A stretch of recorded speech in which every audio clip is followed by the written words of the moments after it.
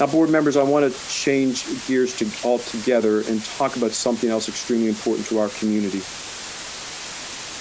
Since the killings of George Floyd, Breonna Taylor, Coney McDade, and others, and following the shooting of Jacob Blake, there have been extensive conversations across the country, in Maryland, and in Howard County about the role of police in schools. We have received petitions, proposed resolutions, and testimony from many individuals on this subject.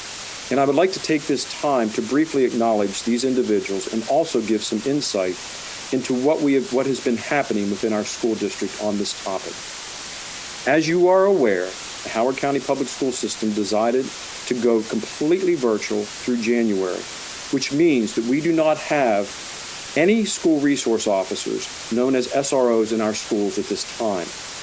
I believe that this offers us the opportunity to do a thorough review of our SRO program and gather as much data as possible to make an informed decision as it pertains to police in our schools. Since June, I have been actively engaged in conversations with the executive level staff, the police department, our Howard County Public School System principals on this very subject.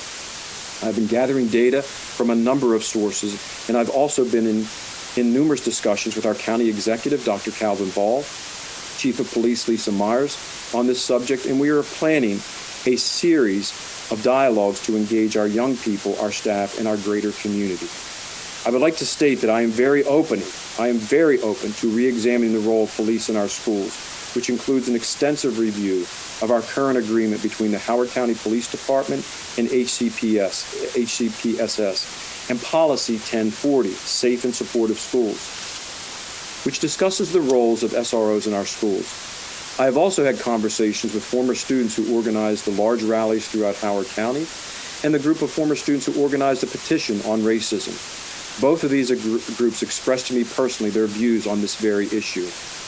I am also developing a timeline with staff led by Dr. Kevin Gilbert on engaging the board on this issue, and I will be providing the board with an update and information on this topic in an open meeting session on September 24th, 2020 at our board meeting.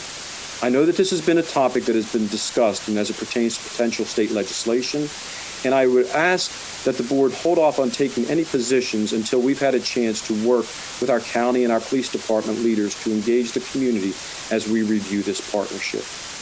Board members, as I wrap up my rather lengthy superintendent's report, I want to remind everyone in our community to continue to be mindful of the importance of wearing a mask and following social distancing guidelines.